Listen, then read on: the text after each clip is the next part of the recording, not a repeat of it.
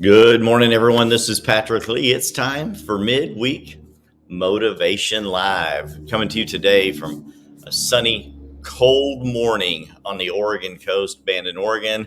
We're going to be back to talk about life right after this. You know what to do. Don't go away. Stay right here.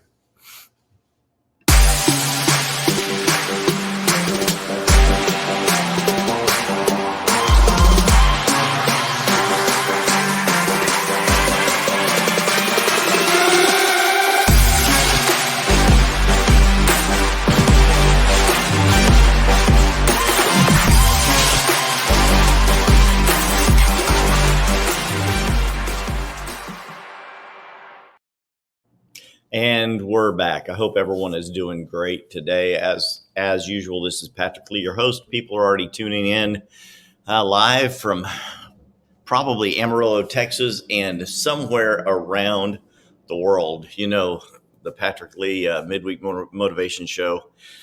We're live and on all major podcast channels now. So we never know where people are going to be tuning in from.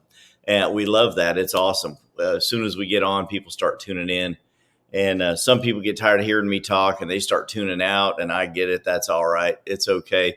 This show is for the people that this show is for, right? I love the fact that we have so many people that get on and watch the show each week. You can see some giant pine trees and fir trees in the windows behind me.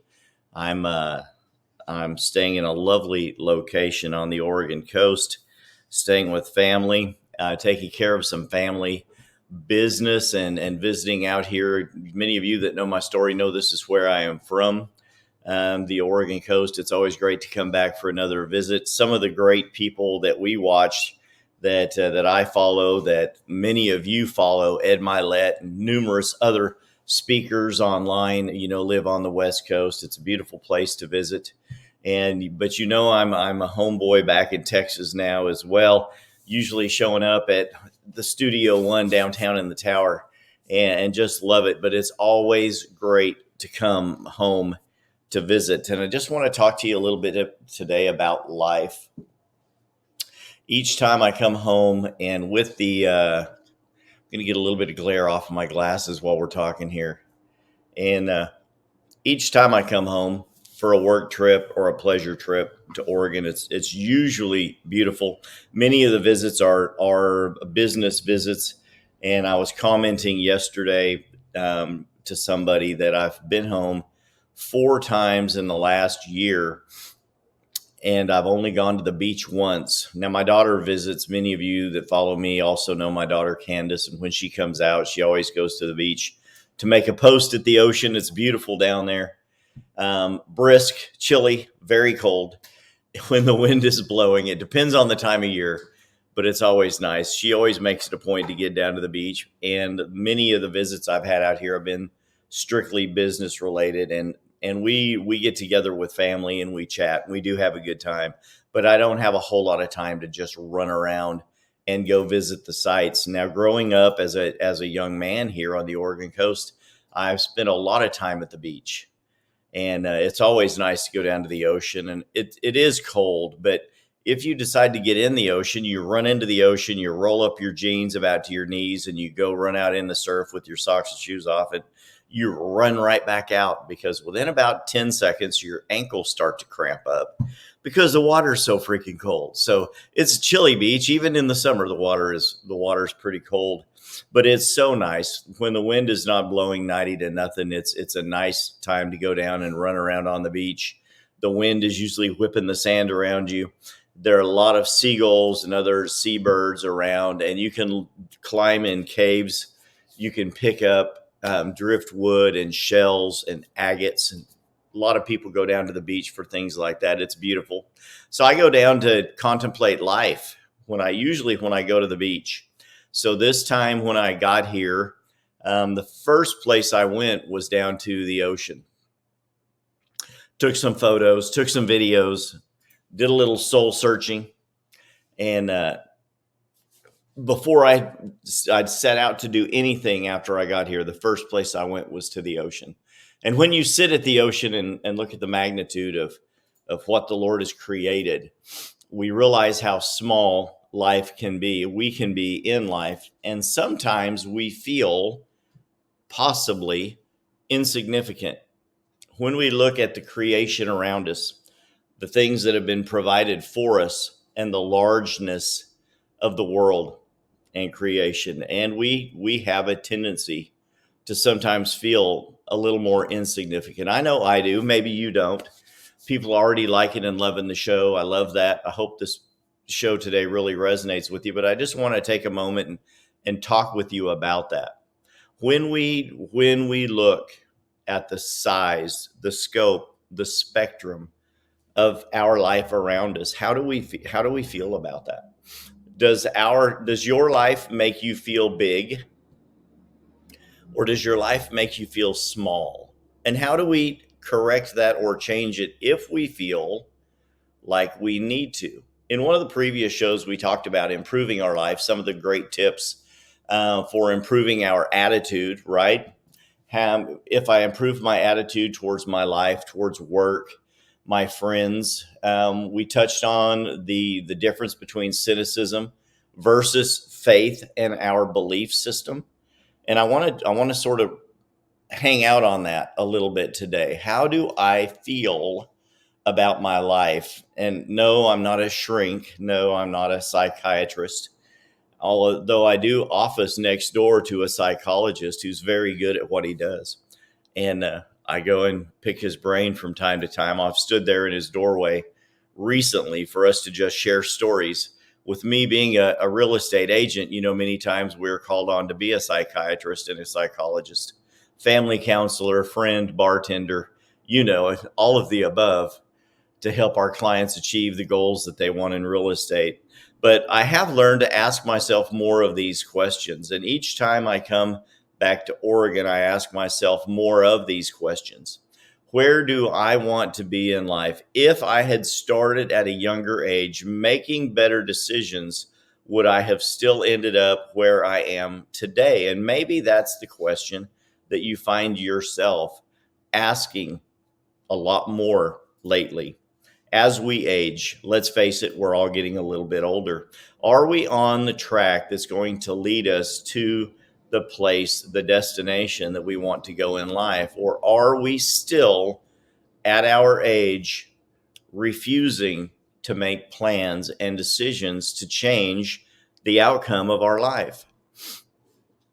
I sure hope not. And I do know that some of you are. You're stuck in the rut that you just can't get out of. The show here at the bottom of the screen says motivating you to success in every area of life. And I say that on here a lot.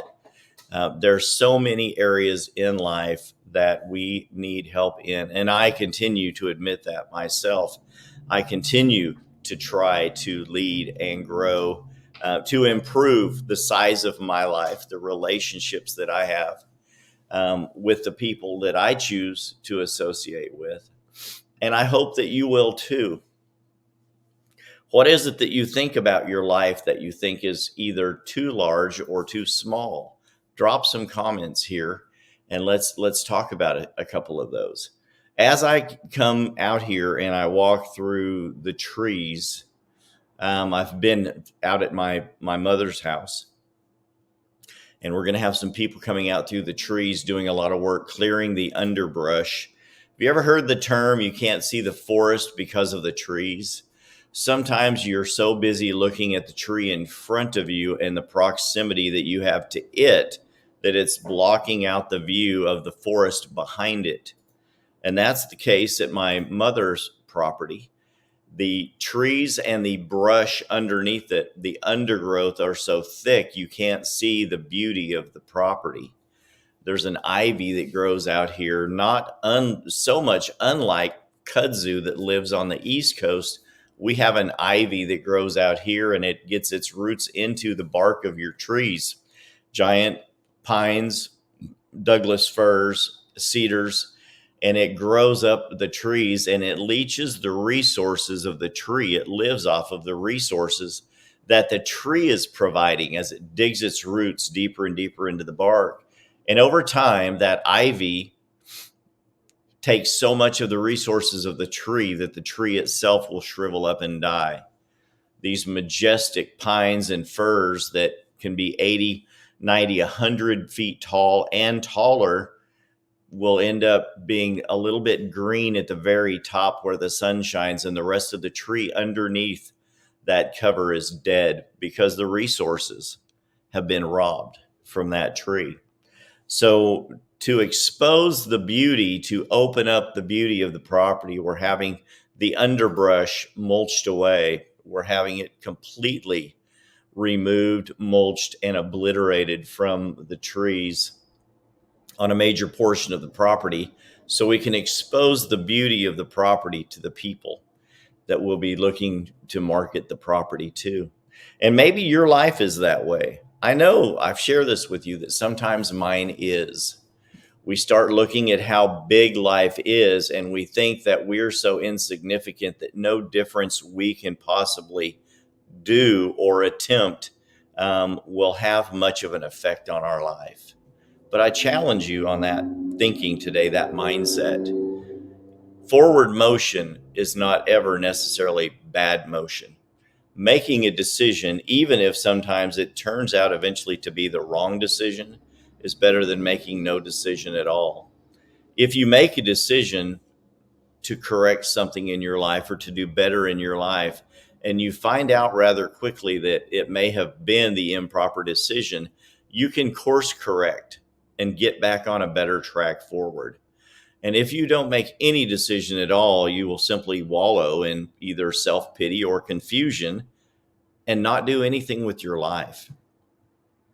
So each time I come out here, I'm challenged to do better. Each time I come out here, I'm challenged to do better. Like I said, I come out here to Oregon, to the coast, about 4 times a year. So it changes a little bit when I get here. The weather by the seasons will change, and sometimes we're able to get a certain amount of work done, a different type of work done. And this visit, the sun is shining today. The sun was shining when I got here, and then it was followed by about 3 days of intermittent rain, hail, and snow. So as soon as we start making progress working outside, then a hailstorm shows up and it drenches everything, and we have to run back inside. And then the sun will trick you, and it'll come out again for an hour and start to dry things up, and you move outside with your tools and start working again. And then all of a sudden it starts raining again. And throughout the course of the day, 2 days ago, it literally started and stopped raining about 10 times. But as we continued to move forward, we were able to get a large amount of work done during that day. Because every time the rainstorms came, we didn't just stop. We knew the rainstorm would be temporary and we could get back to work as soon as the storm passed. And life is very much the same way. When the storms pass and you have the ability to work, what are you doing with your life? Are you jumping back out there and getting to work? Or are you hesitating to work because you're afraid it's going to rain again? You know, it won't rain always. The sun's going to come back out and shine. Just give it time. It works in your life. It works in my life the same way it works out here with this crazy Oregon weather. So when you have the opportunity to work, you should put your hand to the plow and work. When the rains come, and they will, you take a breather, you relax, you regain your strength, and maybe you course correct and you decide, hey, the direction I've been going isn't working for me anymore. And each time the rainstorm passes and I jump back out there to work, I don't get as much done as I feel like I should. I think I'll make a course correction and I'll move in a different direction.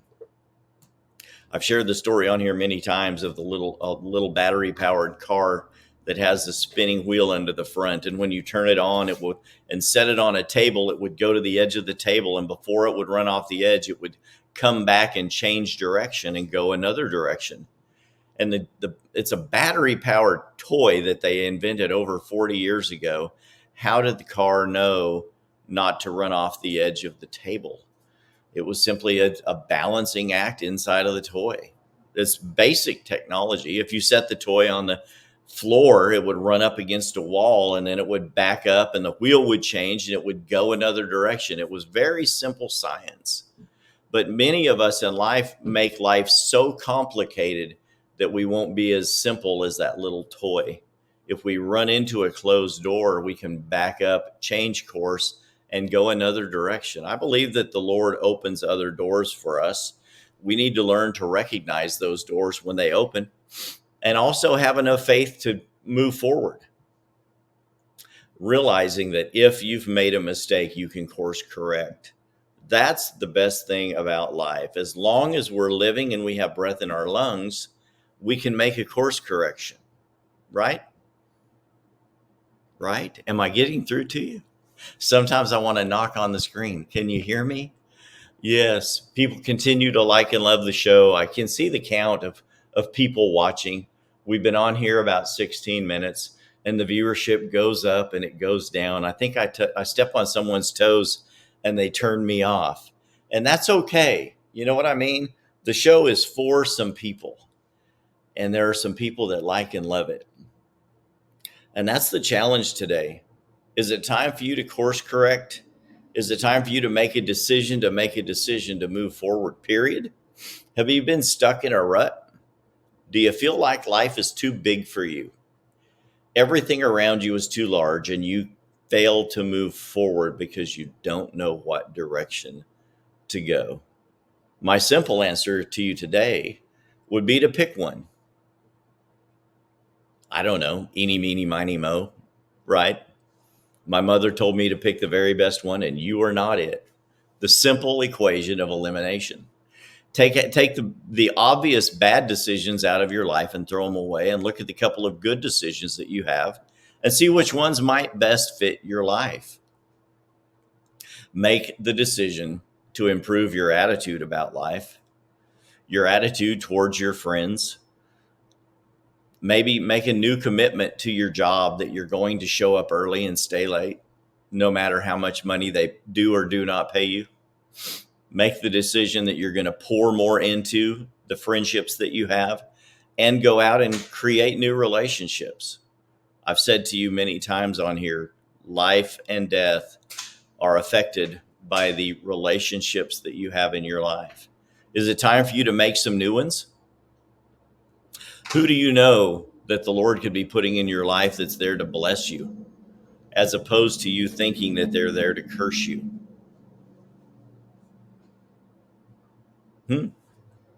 Good questions to ask ourselves every day when we get up and we're drinking some great coffee in the Pacific Northwest, right? Many of you message me, private message me, text me after the show and say, hey man, great show. I appreciate that. And I usually always say, thank you. How are you going to apply that to your life? Right? How are you going to apply that to your life? Because that's where the rubber meets the road. Are we going to make a difference or are we not? Are we going to make the decision or are we not? My daughter called me this morning from Texas.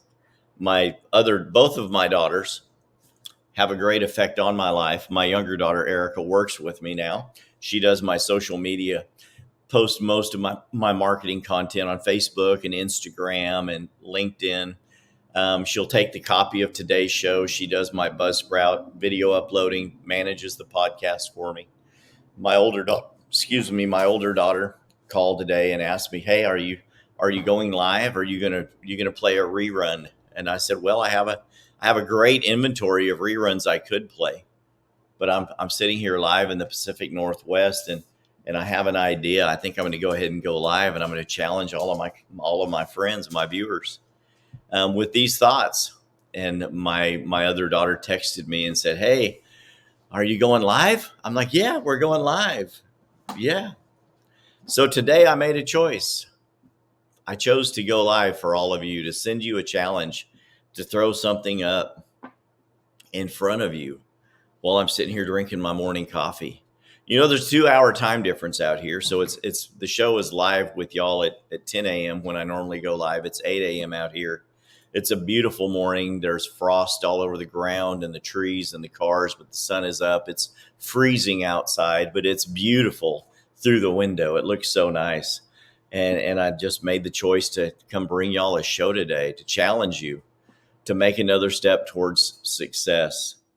My brother and I were sitting here, and he sent me a note. It says, if you fail to choose, you choose to fail. And that's so true in every area of life.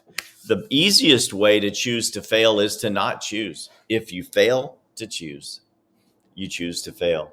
We were talking about that the other day, about making plans as well. If you fail to plan, you plan to fail. So most people that succeed have a great plan in their life. But the plans all start with the decision to move forward. And that's my challenge to you today. I challenge you to move forward in your attitudes, in your relationships.